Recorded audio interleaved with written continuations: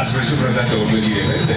Nu găsești la tot pasul o clădire care să folosească atâtea resurse regenerabile. Finanțarea pe jumătate a fost asigurată din bani europeni, respectiv cealaltă jumătate din fondul propriu. De când lucrez aici am luat și eu micromoleco. Reciclez selectiv și acasă.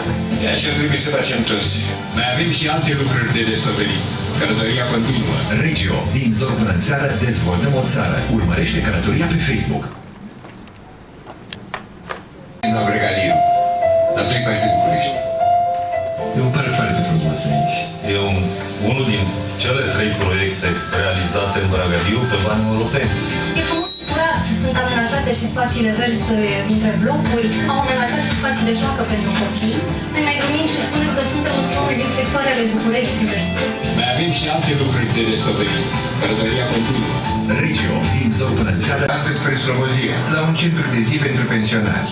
Așa ca mine. Am avut această posibilitate de a accesa fondurile europene. După o viață de muncă, după eforturile pe care le-au făcut și au construit orașul ăsta.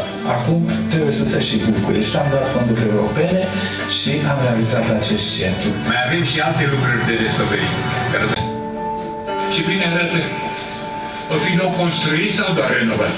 Ia să vedem. Ce ne bucură cel mai mult pe noi medici e aparatura și echipamentul medical. Doctorii meritau să aibă condiții de muncă mai bune, iar noi să fim tratați cum trebuie, nu?